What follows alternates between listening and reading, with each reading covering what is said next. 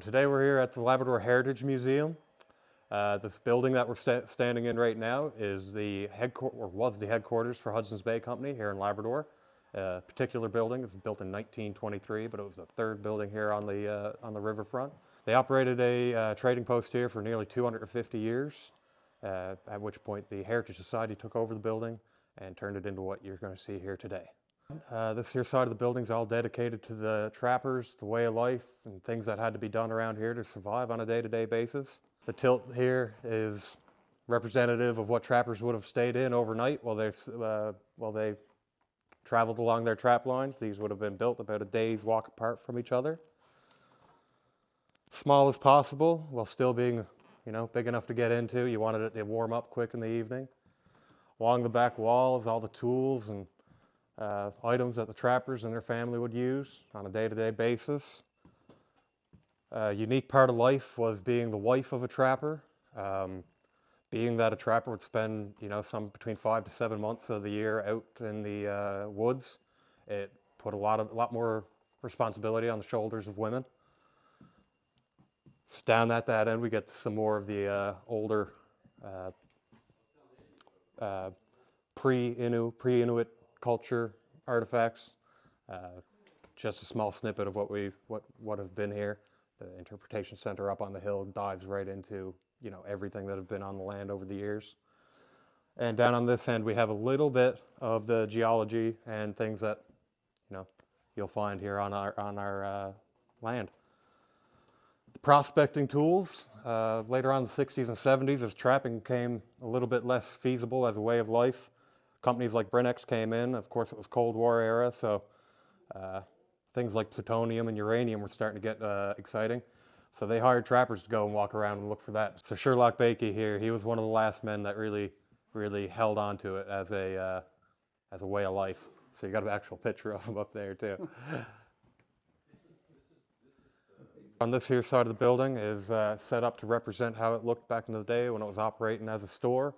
Of course, some liberties were taken. You still have to have it functional as a museum, so it looks as best as it can without getting in the way.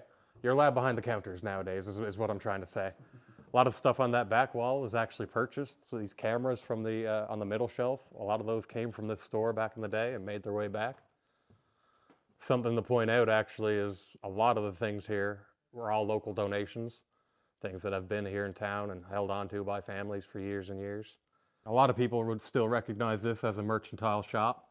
Some cool tobacco products there with advertising that's a lot more frivolous than it is today. We have down at the end there's a gift certificate or a refund certificate for Robin Hood flour. It's money back plus 10% guarantee on a bag of flour from 1912. In this corner is the Hubbard exhibit. We're very lucky to have the artifacts that we do. They're all actual artifacts that were used on the expeditions that Leonidas Hubbard and Dylan Wallace took part first in 1901, trying to leave here in front of our store and map the river systems heading north to Ungava Bay. Trials, tribulations, and mistakes made along the way. Leonidas Hubbard died, unfortunately, but it did spark a much more inspiring story down the road.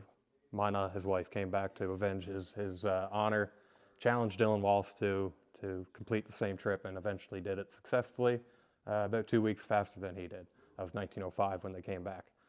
If you're interested in any wilderness survival, early frontier exploration stories, lots of books came from it.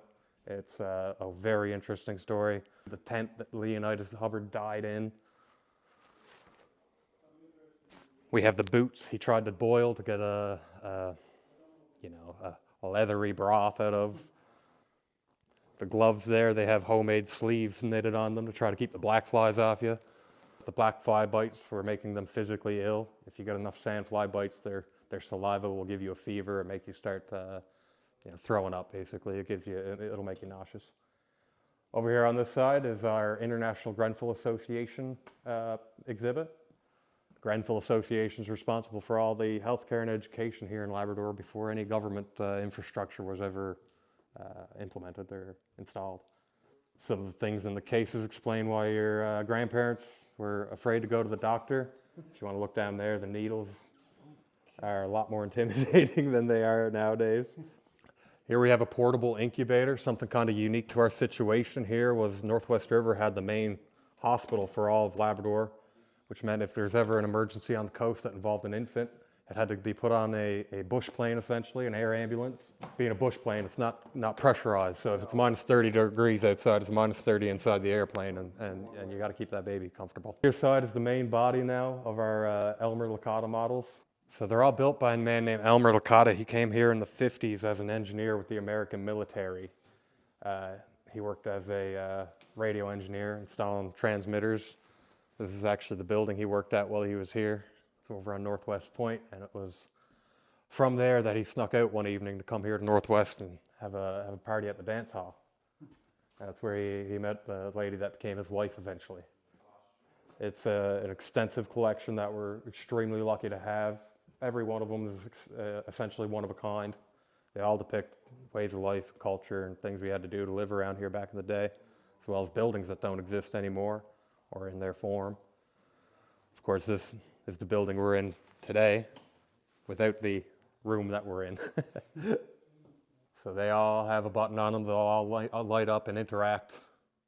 They show ways of life, culture, activities, ways to pass time.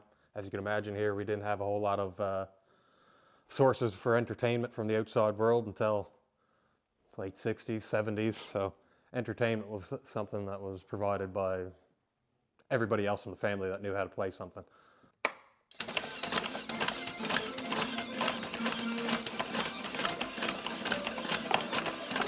Something kind of important to point out here, you're going to notice is pretty much the only thing that's not handmade are most of these doll heads here. As you can see, we have a very rare collection of Kens. But even the clothes and most of the bodies here that you're seeing are actually handmade. Like a lot of these aren't actually doll bodies, they're just custom clothes. There's no wagon there. And then some of the smaller ones that have no scale that you could buy like a doll for or an action figure and make it work. He's actually made clay dolls and then cut their limbs to articulate wherever they needed to go. Like this here lady actually has a whole mechanical system going up through her back so she can play the piano, you know? Coming here from New York in 1950s, Jamestown, New York is where he's from. Coming here from New York is essentially time travel back then. He went from the modern amenities of the 20th century to using the outhouse, hauling water, and laundry by hand, everything like that. And it was a bit of a culture shock, as you can imagine, and it left an impression. So not only did he fall in love with his wife, he admittedly, self-admittedly, he fell in love with the way of life, you know? So it's a labor of love. It's a total passion project. Cost of the museum, nothing. And we're beyond lucky to have it. All right, so here we have another display. It's done by Elmer. It's one of his early ones as well. Important piece of our history here is the cable car that we had coming across our river. Served about 30 years before our bridge was installed in 1982. So it's on display out in our parking lot. The concrete block that it's set up on is essentially the foundation for the motor house. And what you're seeing now is the perspective of, say, traveling from Northwest to the Sheshatshiu side, south side.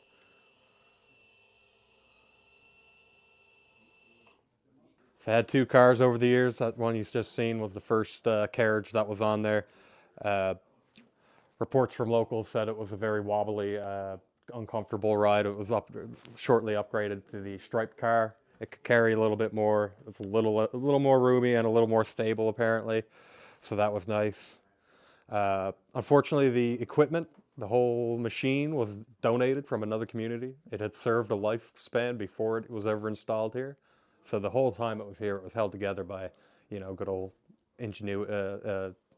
get-her-done ingenuity. Over here, we got a lot of our service ships that served the people here over the years. Mission ships, hospital ships.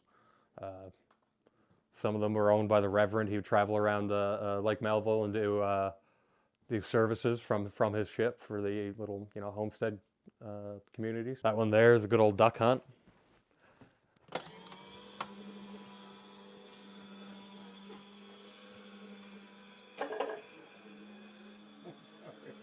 Oh yeah. So locals in Makovic know that boat still today. It served here as a ferry boat going between the Bonavista and here into shore because the Bonavista was too deep to get into the river. By the end of its service, it could only turn left. Yeah, they turned it left here in the river. They'd have to do a full circle, and that's pretty much how it ended up run aground up in Makovic because they couldn't turn it. They couldn't turn it away. So this is one of the first ones Elmer sent up. This was our Bonavista. This is one of our main service ships here for years and years. So being that it was the first one and we didn't know it was coming, he had a hard time getting it through customs. If you look here right underneath the porthole windows, there's a little line. Customs made him split it open at the border crossing. Yeah, and he had to break it essentially to get it across the border and put it back together when he got here. So from then on, we always called customs, and we let him know who's coming and what he got. So after that, he didn't have to break anything, and it's good.